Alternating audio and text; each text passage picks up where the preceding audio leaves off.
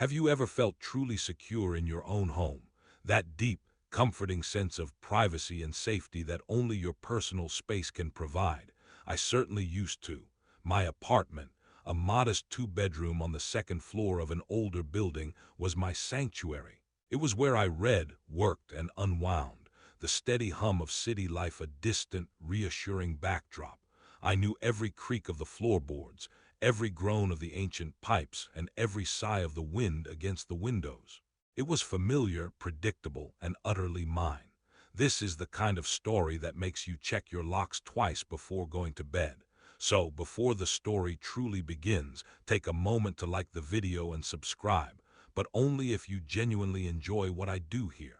If you're listening, share your city and local time in the comments, and if you've had a similar creepy encounter, share it below. Maybe your story will inspire the next one. Now turn off the lights, if you dare. Ignore the noises your house makes in the silence, and let's find out together what truly hides in the darkness. My peace began to unravel subtly, almost imperceptibly, when the upstairs apartment became vacant. For a few weeks, the silence above me was absolute, a stark contrast to the shuffling, music, and occasional loud arguments of the previous tenant. I enjoyed the quiet, the feeling of having the floor to myself. Then the moving trucks arrived. I didn't pay them much mind at first. New neighbors come and go in the city. It's a constant churn. I caught fleeting glimpses of them, a tall, slender figure, always cloaked in shadow, moving boxes under the dim hallway lights. I assumed it was a couple or maybe friends sharing the space, given the amount of furniture. I never saw their faces clearly, and they never seemed to be around during the day when I left for work. Most of the unpacking happened late at night, a muffled thudding and dragging that eventually settled into a new, unfamiliar rhythm. The first few weeks were uneventful, or so I told myself. I'd hear the standard sounds of someone living above me, footsteps, a chair scraping, the distant murmur of a TV. But then small things started to shift. I'd be in my living room, reading, and I'd catch a glimpse of movement in my peripheral vision, just at the edge of my sightline, reflected in the dark glass of my TV screen. It was like a shadow or a figure passing by. My apartment faces an inner courtyard, and the upstairs apartment directly overlooks my living room and bedroom windows. My blinds were usually open during the day, letting in the natural light that city apartments often lacked. Now, though, I found myself instinctively closing them more often, a subtle unease beginning to prickle at the back of my neck. I dismissed it as paranoia, a natural reaction to a new, unknown presence in my previously quiet building. It was probably just my mind playing tricks on me, or the shadows of the old oak tree in the courtyard. One evening I was cooking dinner, listening to a podcast, when I felt it for the first time, a distinct sense of being watched. Not just a vague feeling, but a specific, almost physical sensation, like an intense gaze boring into my back. I spun around, my heart giving a little jump, but of course, there was nothing. My kitchen window looks out onto the courtyard, but it's high up and difficult for anyone to see in unless they were in the apartment directly above. I checked my reflection in the window, half expecting to see something behind me, but it was just my own startled face. I laughed it off, rationalizing that I was tired, or perhaps the podcast was getting a little too intense. But the feeling lingered, a cold, prickly awareness that didn't fully dissipate. I found myself looking up more often, my gaze drawn to the ceiling, as if I could somehow pierce through the plaster and see what was happening directly above me. The old floorboards above me would sometimes creak, but it felt different now. It was too precise, too often occurring right as I moved from one room to another, or when I settled onto my couch. It felt responsive. This was my first true introduction to the unsettling whispers from the dark. My daily routine became subtly altered. I started pulling down my bedroom blinds completely before getting dressed, something I never used to do. I'd close the curtains in my living room more often, even during the day, sacrificing sunlight for a perceived shield. The feeling of being watched intensified, becoming more specific than just a general unease. It felt targeted, I'd be on my laptop, and I would hear a distinct, soft scuffing sound from directly above, followed by silence. Then, if I moved to the kitchen, the sound would seem to follow, a faint, almost inaudible scrape or rustle. My apartment building was old, built in the 1920s, and the walls were thin. Sound traveled easily.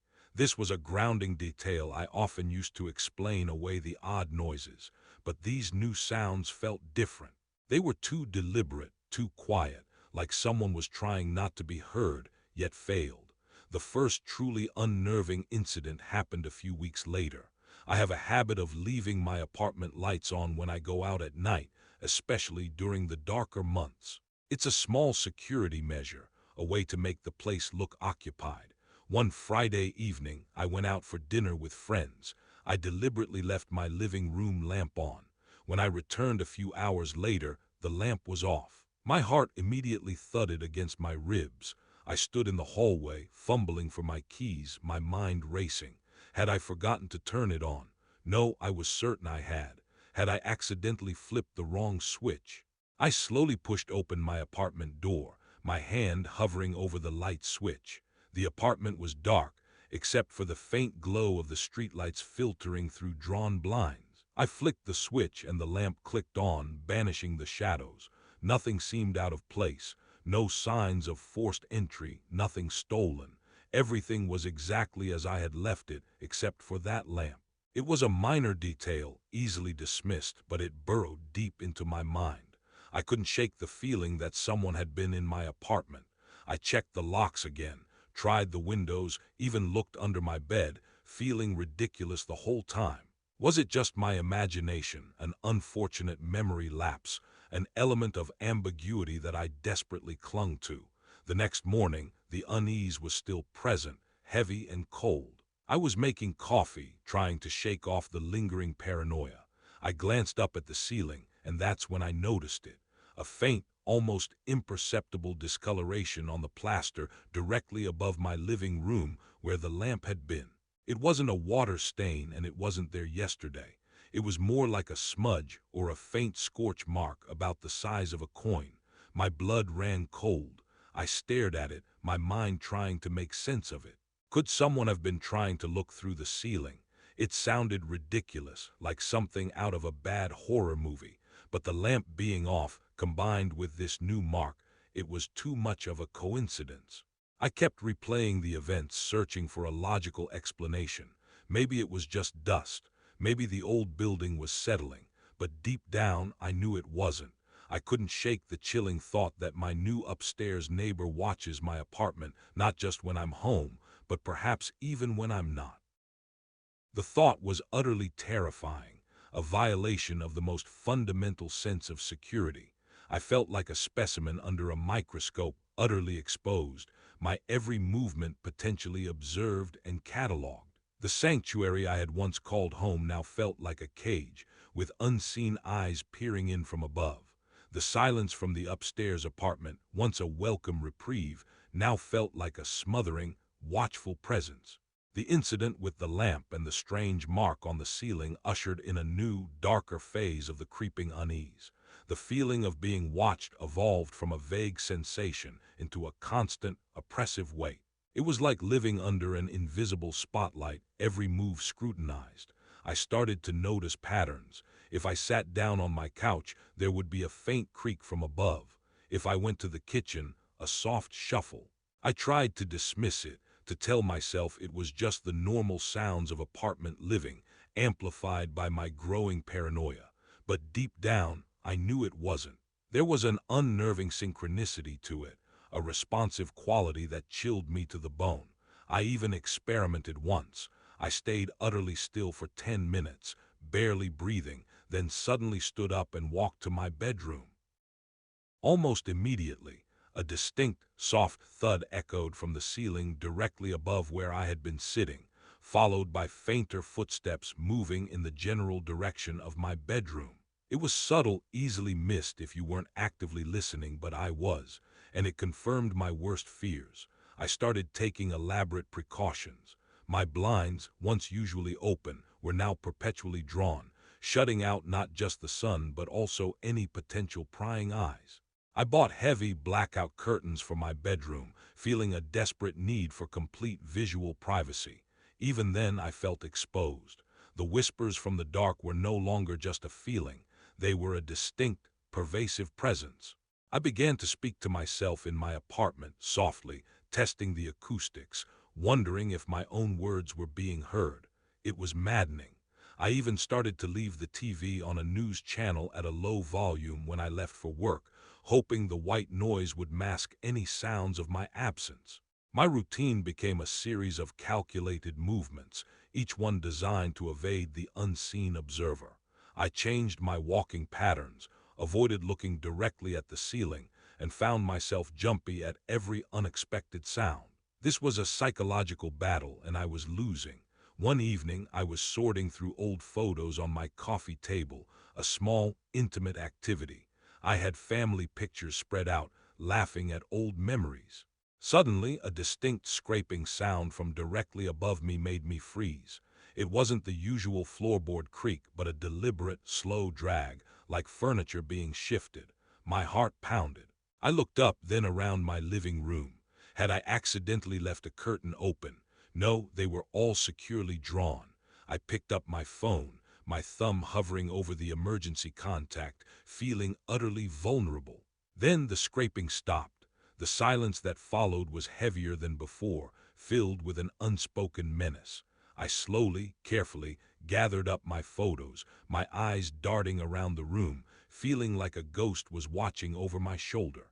I even started to wonder if I was truly alone in my apartment, or if there was an unseen intruder, a stalker hiding just out of sight, above me, an element of ambiguity that made my skin crawl. Perhaps I was imagining things, projecting my fear onto ordinary sounds, but the feeling was too real. The next morning, I noticed something truly disturbing. I had left a small, inexpensive Bluetooth speaker on my kitchen counter. It wasn't on, and I hadn't touched it in days. But when I went to make coffee, I saw that the small blue LED light, indicating it was powered on and searching for a device, was glowing. I knew for a fact I had turned it off completely. My hands started to tremble. I picked it up, expecting to find the battery dead, but it was fully charged. Whoever had turned it on must have done so recently. My blood ran cold. Was someone trying to connect to it, to listen in? The thought made my stomach churn. I immediately turned it off, unplugged it, and tucked it away in a drawer far out of sight. I felt a profound sense of violation. This wasn't just sounds anymore. This was physical interaction with my belongings. This was my first real piece of evidence, something I couldn't just dismiss as imagination or old building noises. I confided in a friend, Sarah, about what was happening. Her reaction was exactly what I expected, skepticism mixed with concern. "Are you sure you're not just stressed, honey? Maybe you're hearing things." She suggested I talk to the building manager or even call the police. But what would I tell them? My upstairs whispers from the dark are turning on my Bluetooth speaker. It sounded insane. I knew I needed more concrete proof if I wanted anyone to believe me, or if I wanted to feel less alone in my own terror. I began to document everything. I kept a small notebook where I jotted down every creak, every shuffle, every strange occurrence, complete with dates and times. It was a desperate attempt to gain some control over the situation, to find a pattern, an explanation. One afternoon, I came home from work earlier than usual because of a doctor's appointment. The building was unusually quiet. As I walked up the stairs to my apartment, I heard it. A faint, almost imperceptible scratching sound coming from the ceiling directly above my door. It was rhythmic, like a dull pencil scratching paper or something being slowly abraded. I paused on the landing, my heart pounding. It sounded like it was coming from the floor of the upstairs apartment, right where their entrance would be. I held my breath, listening intently. It continued for several seconds, then abruptly stopped. Absolute silence. I pressed my ear against my apartment door, but could hear nothing more. When I finally entered my apartment, I immediately looked up at the ceiling above my front door. There it was, another faint, almost imperceptible mark, a tiny, almost hair-thin scratch, like a very fine needle had been drawn across the plaster, directly above the edge of my door frame. It was different from the smudge above the lamp, but equally unsettling. It looked recent. I remembered a grounding detail from when I first moved in. The previous tenant had shown me how thin the floorboards were in the old building, saying you could almost hear a mouse sneeze in the apartment below. Now that detail felt sinister, not charming. I started to get creative. Driven by a desperate need for answers, I bought a small, motion-activated camera that recorded short video clips. I strategically placed it in my living room, angled towards the ceiling, hoping to capture something. Perhaps I could record the strange ceiling marks appearing, or catch someone interacting with my apartment while I was away. I knew it was a long shot, but I felt like I was running out of options. The thought of confronting my neighbor, a shadowy figure I'd only ever glimpsed, filled me with dread. What would I say? "Excuse me, are you watching me through my ceiling?" I'd sound unhinged. The camera was my silent witness, my secret weapon against the omnipresent stalker. The first few days yielded nothing. Just me coming and going, the mundane rhythm of my life. Then one evening I came home and checked the camera's memory card. There was a single short clip. My hands trembled as I played it back. The footage was grainy, but clear enough. It showed my living room empty, the blinds drawn. And then, about 30 seconds in, a faint, almost imperceptible shadow passed over the ceiling tile directly above where I usually sat. It was subtle, like a brief darkening, and it moved slowly, deliberately across the surface. No hands, no tools, just a fleeting shift in light, as if something was being held directly above the ceiling, momentarily blocking some ambient light source, or perhaps casting its own faint shadow. What was more chilling was that, as the shadow passed, a very faint, almost inaudible click sound could be heard on the audio, followed by a slight, almost rhythmic muffled hum. It was too quiet to discern clearly, but it was there. My blood ran cold. It wasn't just a shadow. It was an indication that something was being used or placed or activated directly above my ceiling. And that subtle, rhythmic hum that followed, it stayed with me. It felt like every creak, every rustle, every small sound from the apartment above had been a precursor to this, an escalation. The whispers from the dark were growing louder, more insistent, pulling me into a nightmare I couldn't escape. The grainy video clip and the elusive hum were the final pieces of the puzzle that shattered any pretense of normalcy. I was no longer just paranoid. I had tangible proof that something was happening directly above me. The sound didn't make sense. It wasn't the creak of floorboards or the scrape of furniture. It was a precise, almost mechanical hum, too faint to identify, yet undeniably present. It felt like an unknown device, a silent, insidious intrusion into my private space. From that moment on, the apartment felt less like a home and more like a surveillance target, every wall and ceiling a thin membrane separating me from an unseen, malevolent presence. My new upstairs neighbor watches my apartment, that much was terrifyingly clear. I started spending less time at home. I'd linger at work, go to friends' houses, or just drive aimlessly, anything to escape the oppressive feeling of being constantly observed. But no matter where I went, the image of that subtle shadow and the phantom hum followed me. I knew I couldn't live like this. I had to confront it, or at least investigate further. My logical mind urged caution, but my terrified gut demanded answers. I researched ways to detect listening devices, though I couldn't imagine how a tiny device could be used through a thick ceiling. The truth, I suspected, was far more disturbing than any bug. This wasn't about eavesdropping on conversations. It was about watching. I spent days replaying the video, enhancing the audio as best I could, trying to make sense of the faint click and hum.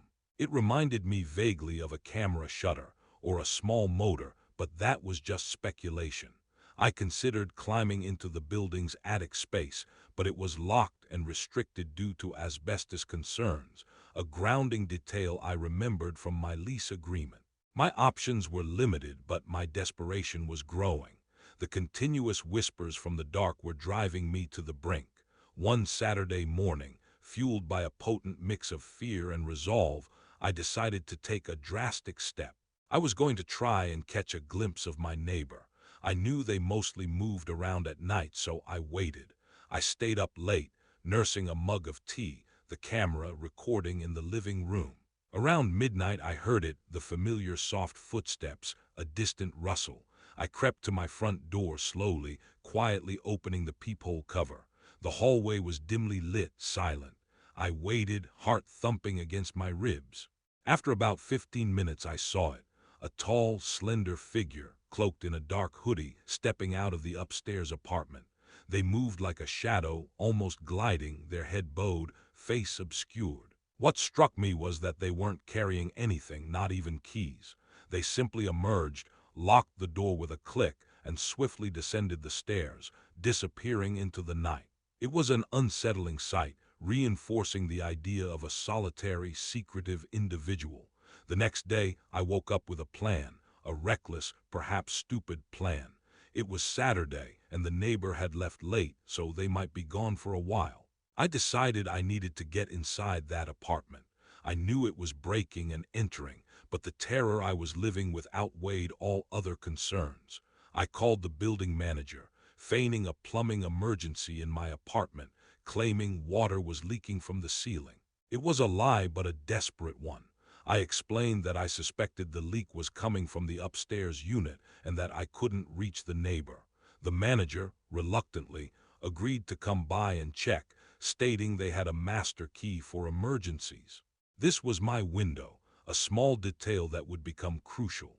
When the manager arrived, a portly, kind-faced man named Frank, I explained my fabricated story with as much conviction as I could muster. He sighed, annoyed but obliging, and after a quick cursory check of my ceiling, where I pointed vaguely at the fake stain, he moved to the upstairs apartment.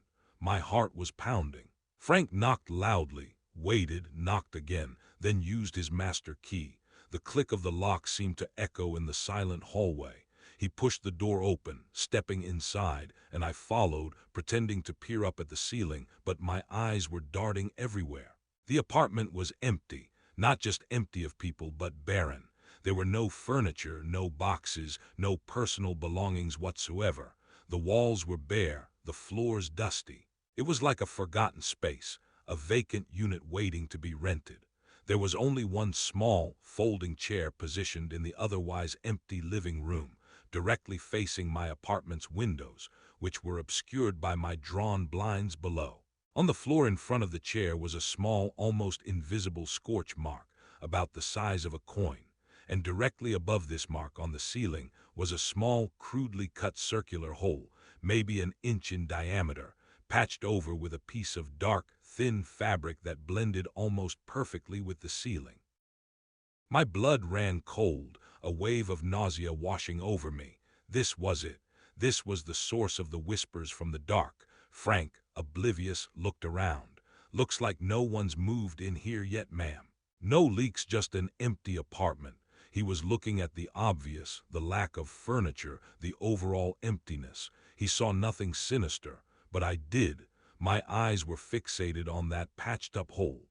I walked slowly towards it, my gaze unwavering. As I got closer, I saw it wasn't just a patch.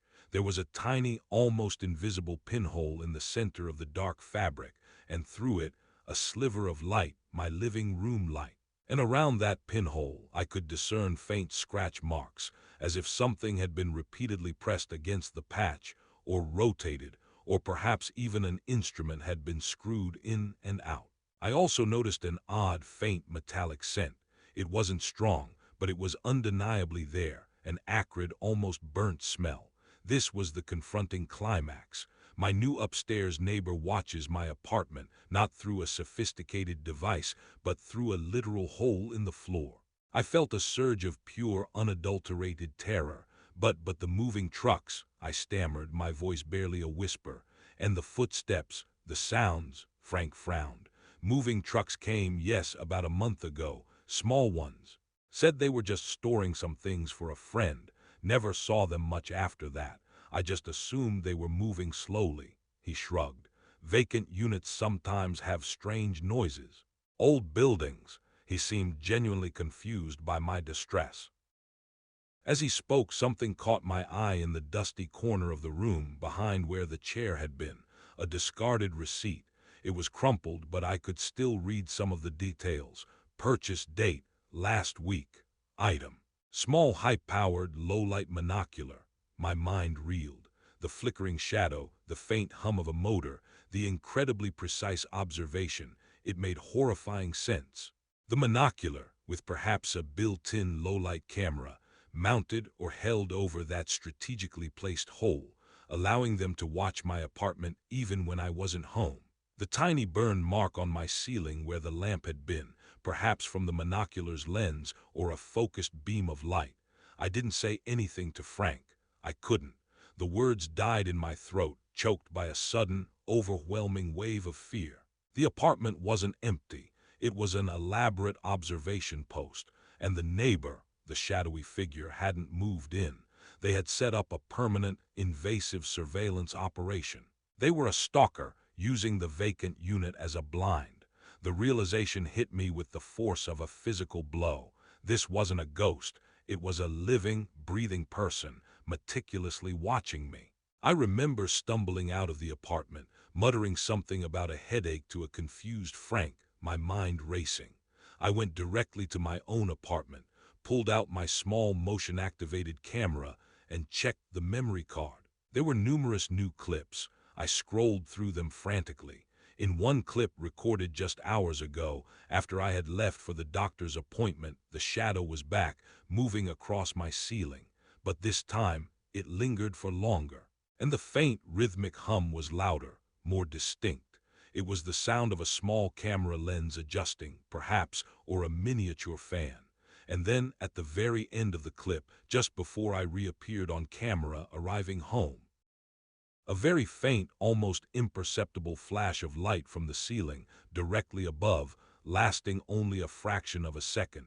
It was a camera flash. They weren't just watching me. They were photographing me. The ambiguous resolution was terrifying. The stalker was still out there, possibly still lurking. The apartment upstairs, though seemingly empty, was a portal into my life. I knew I couldn't stay. I packed a small bag, my hands shaking so violently I could barely zip it. I called Sarah, my voice trembling, trying to explain the chilling reality of the empty apartment's secret. I didn't wait for her to pick up my calls. I just held the phone, listening to it ring as I walked out of my apartment, leaving the lights on, leaving the blinds drawn, leaving everything behind. I didn't look back, I just ran. It's been months since I left that apartment, but the memory, the feeling, it still clings to me like a shroud. I never went back. I just abandoned everything, the furniture, the books, the life I had built there, opting for a clean, terrifying break. The building manager, Frank, called a few times, confused about my sudden departure, but I never picked up. I couldn't bring myself to explain the true horror of what I'd found, the silent, pervasive invasion. What would I even say? That I'd been living in a curated reality, every moment potentially recorded, every private reflection observed. I live in a new city now, in a new apartment on the top floor. No one lives above me. But the blinds are always drawn, the curtains always pulled tight. Every creak of the building, every distant siren, every rustle of leaves outside my window makes me jump. I check the locks countless times before bed, and I never leave my lights on when I go out. The sanctuary I once knew has been forever tainted, replaced by a constant, gnawing unease.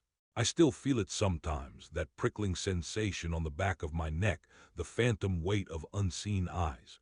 I glance at my ceiling sometimes, my heart giving a little lurch, half expecting to see a faint shadow or a tiny, insidious hole. The logical part of me knows I'm safe now, but the part that lived under that constant, invasive gaze, the part that truly heard the whispers from the dark, that part is forever scarred. I sometimes wonder if they ever moved on, if they found a new target, a new vacant apartment to turn into a private theater, or if perhaps, just perhaps, they still look at the old building, wondering where I went, searching for the subject of their silent, terrifying obsession. And sometimes late at night, when the wind howls just right, I swear I can still hear the faintest, most unsettling hum.